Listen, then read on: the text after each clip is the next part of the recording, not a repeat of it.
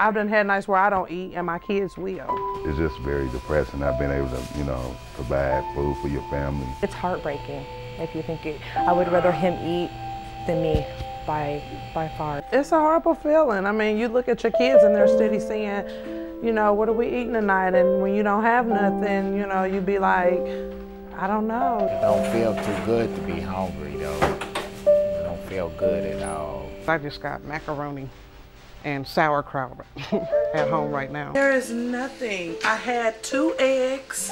I had a little bit of milk left out of a gallon. I don't have anything.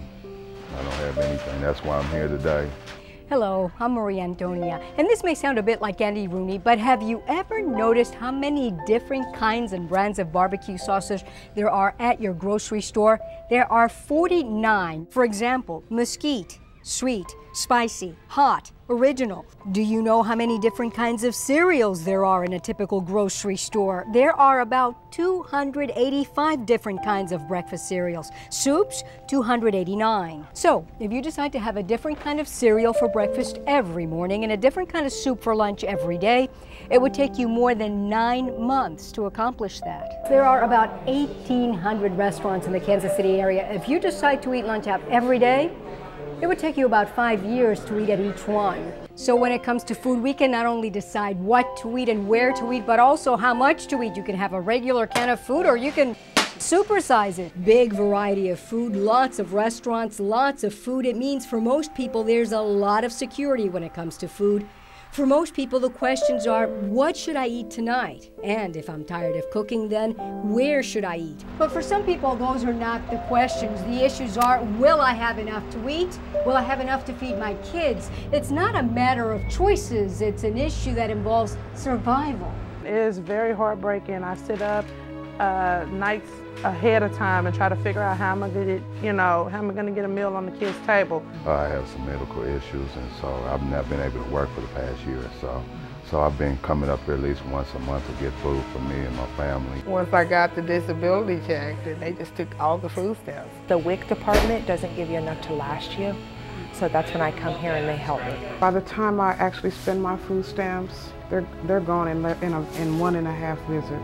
They don't give out enough food stamps for me to make it through the month. It's real hard to really keep groceries, and be able to eat like I need to. I have at least 2 weeks with scrimping, kind of trying to make it. Actually, I wouldn't make it. With my check only and no help from nobody else, I wouldn't make it. I work 7 days a week, but this, with the pantry provides, for me and my family, is, in between our food stamp issues, this comes in real handy. I'm not a thief or anything like that. I don't believe in stealing, robbing, and all that to make my ends meet. This place helps, It helps when the month is low and things get rough. It really helps. It makes sure, they make sure that there's food in the home. It's horrible, it's agonizing. You go through a lot of whining all night long from your kids saying they're hungry. Waking up the next morning, they having attitudes, no cereal, no milk. It's hard. It's hard, and it's really, breathtaking for me to know that I'm at the point where now, where I do have to depend on pantries to help me. On a tough day, like macaroni and cheese and peanut butter sandwiches, so, yeah.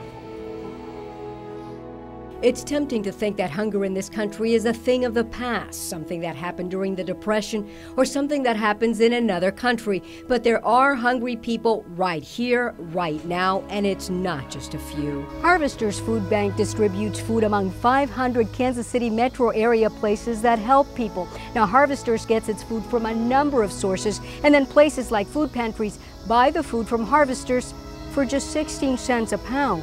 Pantries then sack up the food they get and hand it out to folks in need. Hello. Hi. People who come to food pantries show identification and proof of income. A computer network around town then keeps track of who goes where so that food is fairly distributed. And when people show up for food, there is no choice. The food is passed out according to what has been donated.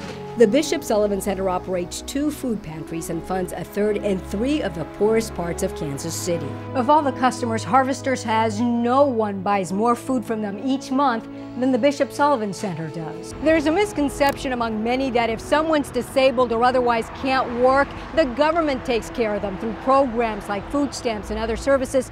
But that's not always the case. Many times people still rely on food pantries, like the Bishop Sullivan Center, and the center relies on your generous donations to buy food from Harvesters. Just how many people are we talking about? Well, each month, Bishop Sullivan Center pantries help feed about 1,800 families. That's about the size of the population of Parkville.